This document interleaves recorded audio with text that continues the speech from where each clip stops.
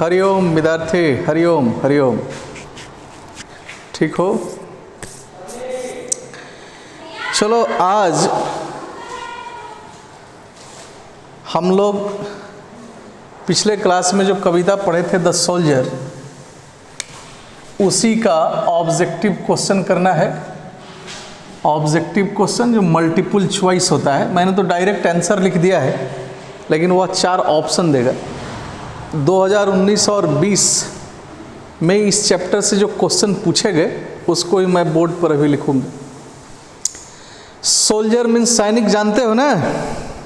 सैनिक, बड़ी सुंदर व्याख्या करी थी मैंने पिछले क्लास। पढ़ना चाहिए था आप लोगों को, थोड़ा डिटेल पढ़ना चाहिए था। ऐसे अब आज का जो क्लास है आपको जो मिल रहा है, बिना लिखे इसको 2 बार यदि इस वीडियो को सिर्फ देख लोगे इस क्लास को, तो सारे क्वेश्चंस याद हो जाएंगे आपको। सोल्जर, सैनिक, सिपाही, यह शब्द सुनते ही एक रोमांच आता है, एक एक्साइटमेंट आता है शरीर। और आजकल बहुत कुछ इधर उधर हो रहा है। फिलहाल पिछले क्लास में मन दुखी था, मैं कुछ नहीं कर पाया,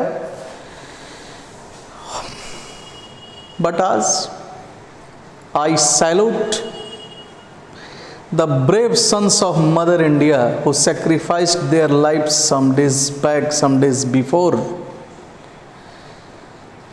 for our motherland. We are safe here because of the soldiers who are standing there at the border. Everybody must have some sorts of respects towards our soldier. सैनिक,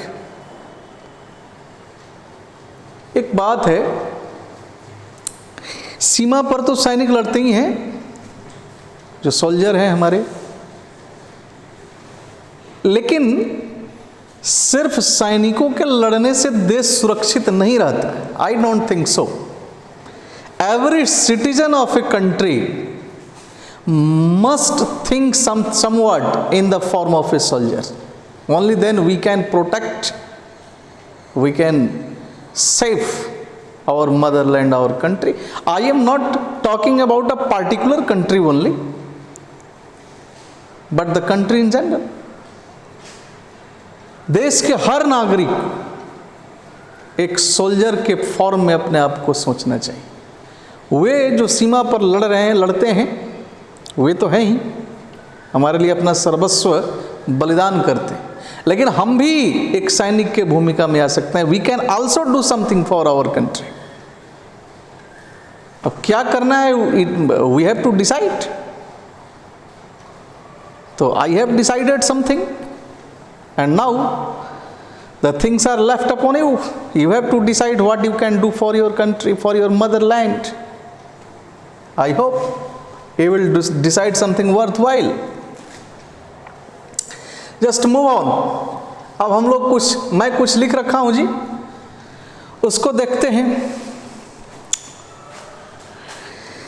सैनिक, बिना किसी, हर देश के सैनिक हैं, हर देश के नागरिक हैं, अपने अपने प्रोस्पेक्टिव में सोचते हैं।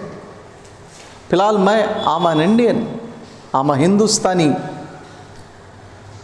तो मैं तो सीधा बात है, हिंदुस्तान से कंसर्न है मेरा, मेरी मातृभूमि है, मदरलैंड।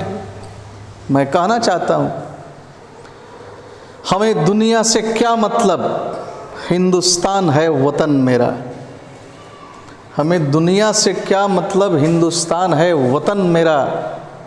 मातृभूमि के लिए मर मिटेंगे हम, तिरंगा है कफन मेरा। आप भी बोलना इसे।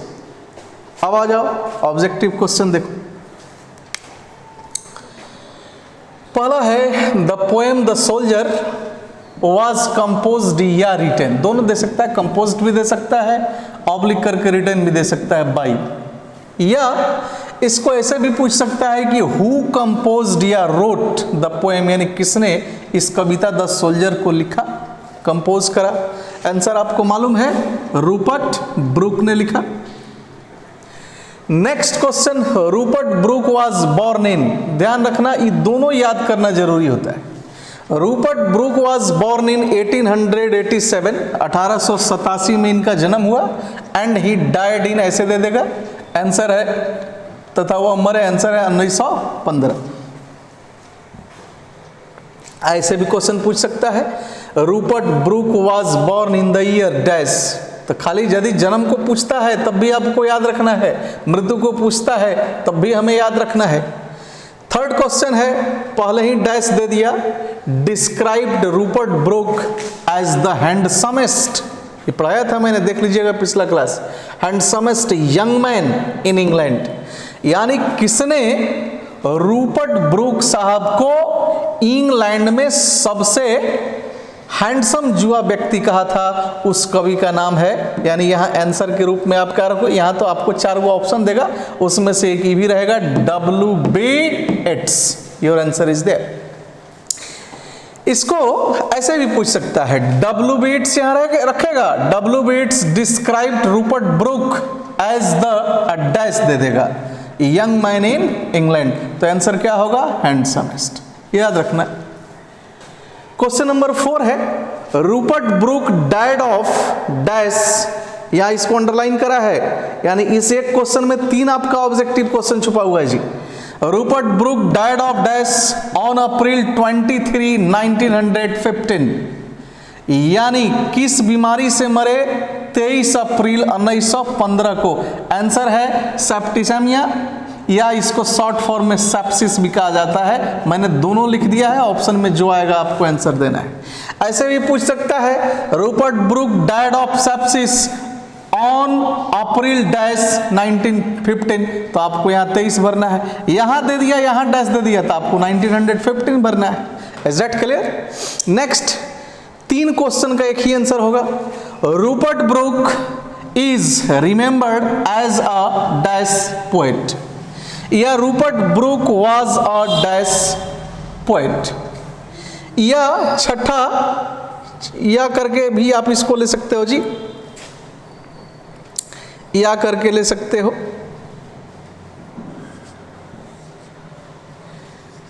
The soldier is a dash poem,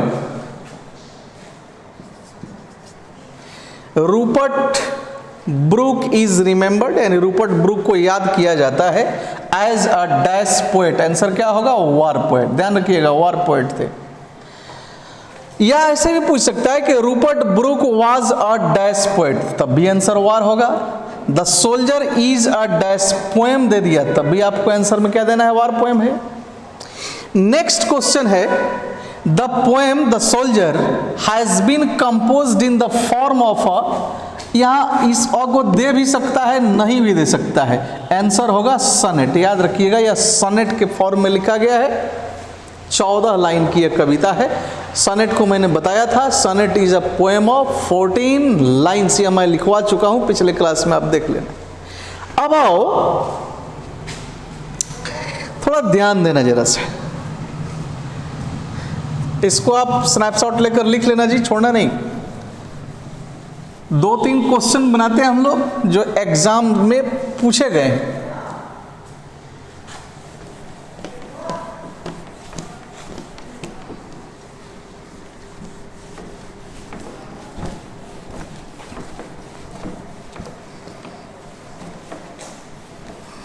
Look my dear, make patience.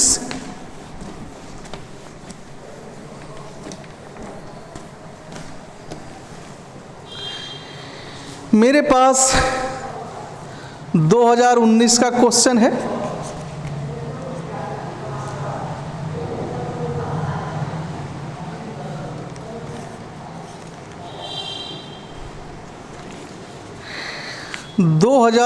का क्वेश्चन है,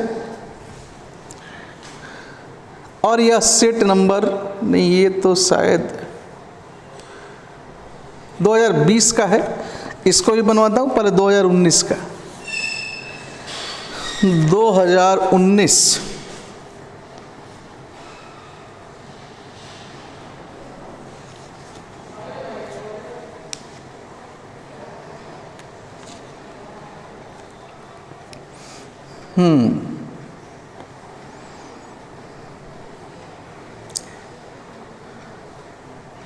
इस क्वेश्चन को जो मैं अभी लिखने जा रहा हूं, इसका आंसर आप लोगों को अपने से देना है और 2 क्वेश्चन को मैं बना दूंगा जी।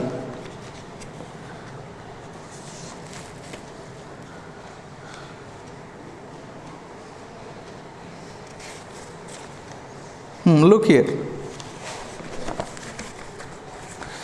क्वेश्चन है, यह 2019 का सेट नंबर जी है। Set ji, question number 32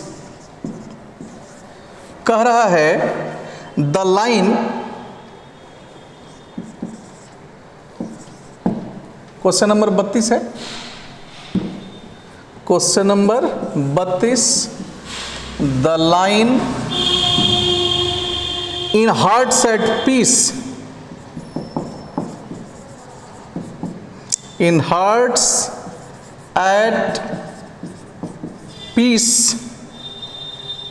comma under an English heaven, an English heaven। बड़ी सुंदर व्याख्या करी थी मैंने पिछले क्लास में इसकी। is taken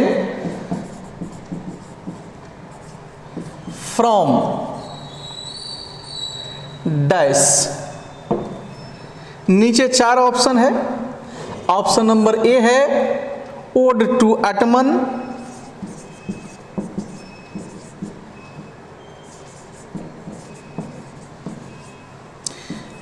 बी है द सोल्जर,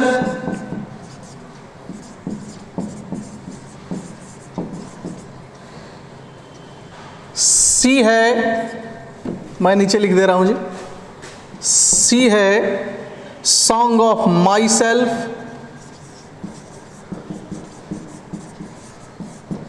और डी है फायर ह्यूमन। यही कविता नेक्स्ट क्लास में फायर ह्यूमन आप लोगों को पढ़ाना है जी। अब आइए 2020 का क्वेश्चन हम लोग बनाते हैं। सेट नंबर एफ, कौन सा सेट माय डियर? एफ। 2020 में 2 क्वेश्चन पूछा है।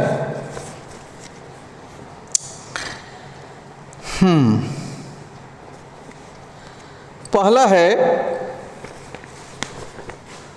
सेट नंबर एफ का question number 40। Rupert Brooke praises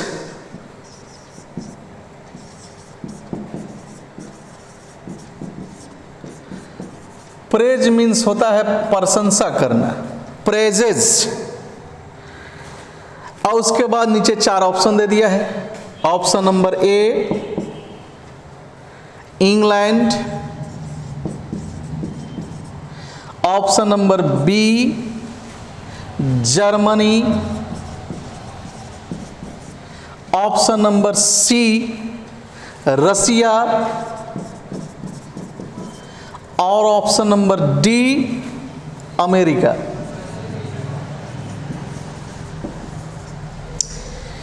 एक और क्वेश्चन पूछ दिया है 2020 में, यानी 2020 में तो अच्छा खासा क्वेश्चन आया है इससे, 2019 में भी आया, नहीं हर साल आएगा ही आएगा इससे क्वेश्चन। और जो मैं क्लास में आपको दे रहा हूं उसी के अंदर से आएगा। बी श्योर फॉर दैट, बिल्कुल इधर उधर नहीं करिएगा। देखिए इसी क्वेश्चन को फिर से रिपीट कर दिया है। इन हार्ट्स एट पीस, जो 2019 में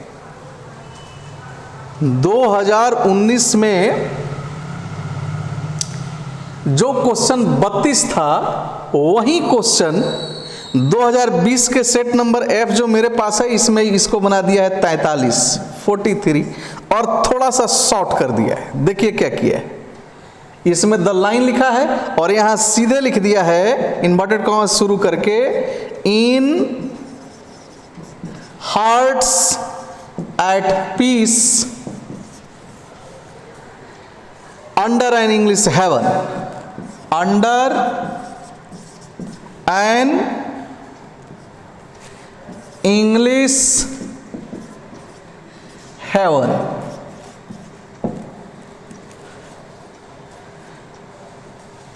लिख दिया इज फ्रॉम, यानी यह किस कविता से लिया गया है। तो सेम क्वेश्चन हो गया ना।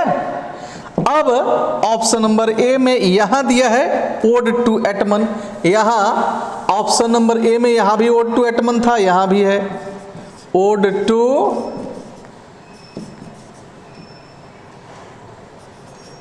एटमन। बी में द सेम ऑप्शन है जी, बी में फिर से द सोल्जर, सी में सॉन्ग ऑफ माई सेल्फ, और डी में दे दिया फायरमैन।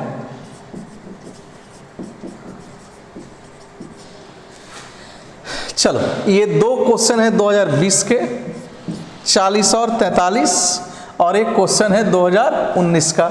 तो इसको बना लिया तो ये तो बन ही गया ना। मैं चाहता हूं, क्वेश्चन मैंने लिख दिया 2020 का भी 2019 का भी, और मैं चाहता हूं कि इसको आप लोग खुद ही बना के कमेंट बॉक्स में उसका आंसर लिखिए।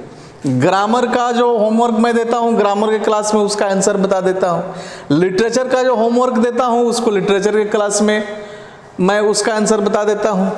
तो आप लोग खुद ही बनाओ ना जी, बड़ी आराम से बना लोगे, बड़ी अच्छे से बना लोगे, nothing to worry about. I think yes you know. थोड़ा पिछला क्लास देख लेना। अब आओ कुछ और ऑब्जेक्टिव क्वेश्चन बना लेते हैं, ध्यान से सुनना।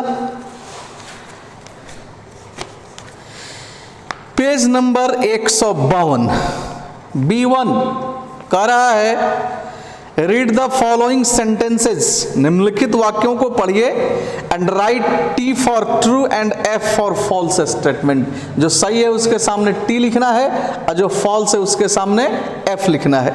यह क्यों जरूरी है बना लेना, हालांकि यह एग्जाम में नहीं आता है, लेकिन बनाना क्यों जरूरी है, ताकि हम समरी लिखना हमारे लिए बड़ी आराम से हम लिख लें। अब इसे पहला क्वेश्चन है the speaker of the poem is a soldier. बताओ कि जो स्पीकर है इस कविता के वो सोल्जर है कि नहीं है। यदि पिछला क्लास देखा होगा तो आराम से बना लेगा। बी है he is a French soldier, वो फ्रेंच सोल्जर थे कि क्या थे बोलो, फ्रेंच कि जर्मन सोल्जर कि इंग्लिश सोल्जर कि इंडियन सोल्जर, आंसर खुद बना लो। इसको बना के रखना, मैं जब भी नेक्स्ट क्लास फायर ह्यूमन पढ़ाने आऊंगा तो इसका आंसर मैं बता दूंगा आप लोगों को, ठीक है। अब आओ जो आपके लिए जरूरी है, चूंकि एंटो तो पूछता है 2 से 3 नंबर का एंटो पूछेगा और निश्चित रूप से वह पोएट्री से उठाता है। पेज नंबर 154 जाकर देख लेना और इसको कॉपी पर लिख भी लेना। मैं इसको अब मिटा दे रहा हूं जी, आप लोग लिख लेना इसको।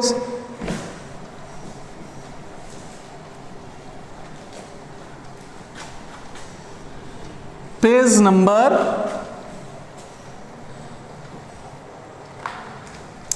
'द सोल्जर', किताब का नाम है रेनबो पार्ट 2,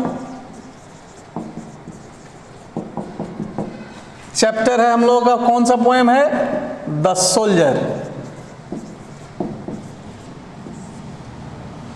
अब आ जाओ, हम लोग किस पेज पर है, page number 154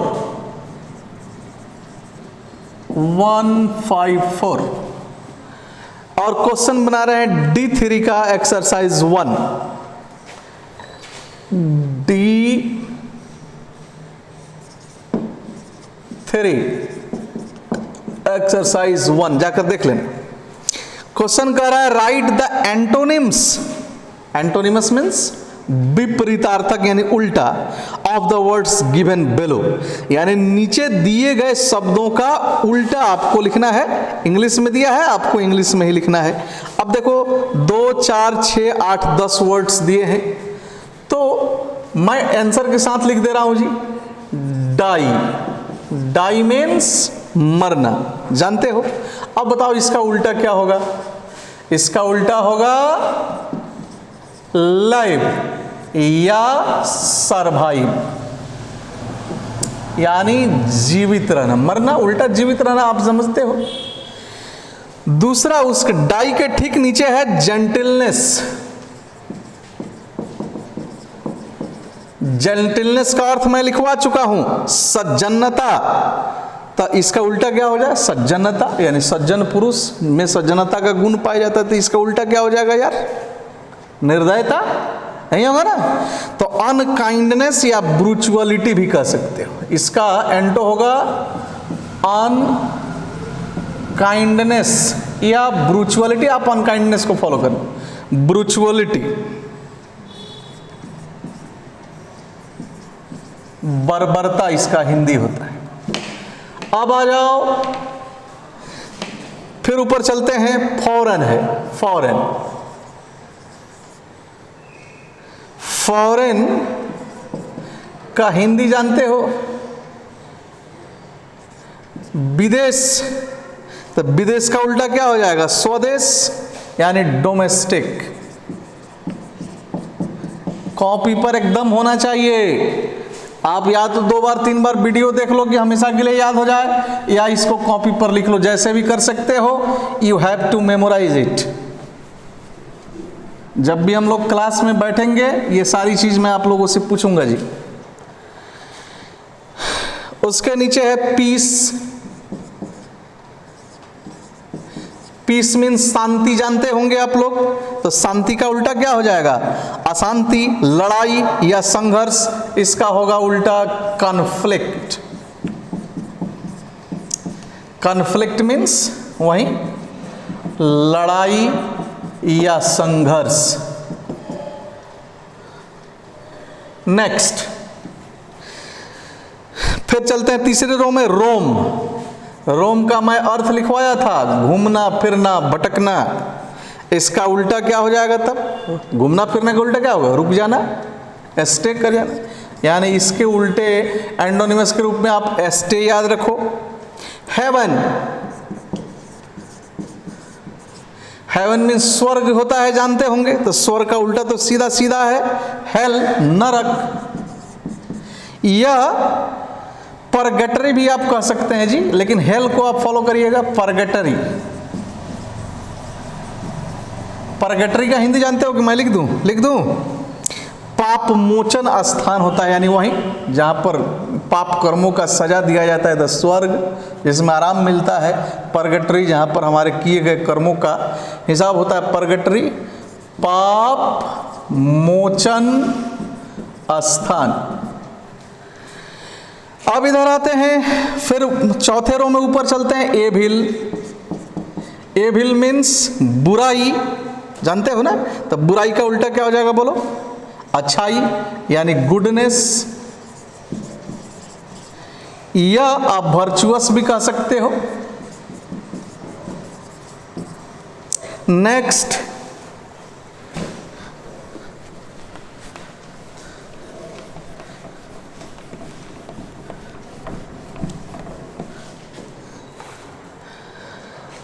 aware.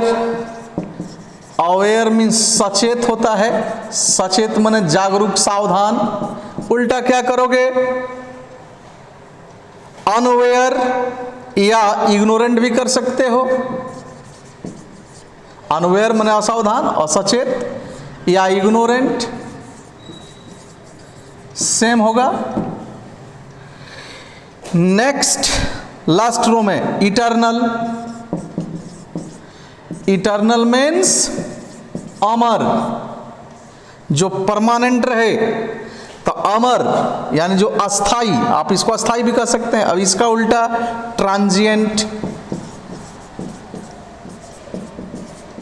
Transient means वो अस्थाई, यानी क्षण भंगुर या नश्वर या क्षण भंगुर जो कहो।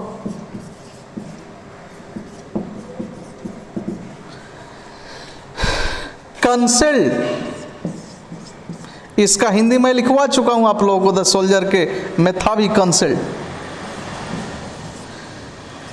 कंसील मीन्स होता है दबा हुआ या छुपा हुआ, दबाना या छुपाना। इसका उल्टा हो जाएगा रिवील। रिवील मीन्स प्रकट करना, कंसील मीन्स छुपाना, दबाना, और रिवील मीन्स प्रकट करना या बतलाना।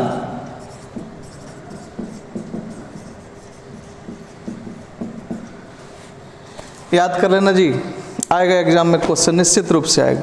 तो चलो 2019-2020 का क्वेश्चन बना लेना, बनाकर कमेंट में आप लिखना, या मैं कमेंट में लिखोगे अच्छा ही रहेगा, मैं देख भी लूँगा थोड़ा सा, और नेक्स्ट क्लास में उसको मैं बनवा भी दूंगा। ट्रू फॉल्स बनाना है आपको और इसको याद कर लेना है। Is that clear? Fire human, देखो बड़ी कविता, जब तक मैं ऑनलाइन नहीं आ रहा हूँ, लाइव नहीं आ रहा हूँ, हालांकि 925 के आसपास सब्सक्राइबर हम लोगों का एक अच्छा फैमिली बन गया है। 1000 के बाद यूट्यूब महाराज लाइव आने देंगे, तो जब मैं लाइव आऊँगा तो ही बड़ी कविता को पढ़ा पाऊँगा। जैसे मैकविटी है, ए स्नेक है, उसमें टाइम लगेगा मोर देन 1 आवर, और तुम लोग आधा घंटा से ज़्यादा का वीडियो बन जा रहा है तो पढ़ नहीं रहे हो। फायर ह्यूमन बड़ी सुंदर कविता है, नेक्स्ट वीक में उसको पढ़ाएंगे। और 3 कविता, जैसे हो गया एपीटेफ पढ़ गए हो, ऑब्जेक्टिव क्वेश्चन कर लिए हो, सोल्जर कर लिए हो, अब फायर ह्यूमन कराने के बाद तीनों का मैं एक टेस्ट लूँगा, जैसे भी लूँ लेकिन लूँगा, आपको तैयारी करते रहना। Thank you very much for watching मी। मैं चाहूँगा कि आप लोग पढ़ो, थोड़ा मन लगाओ, एग्जाम की तैयारी करो यार। टैलेंट सर्च का झंडा हमेशा ऊंचा रहना चाहिए, मार्क्स में कोई कमी नहीं, हम लोग समझौता नहीं करते हैं। We are not in habit of doing that thing. Thank you very much, have a nice day everybody.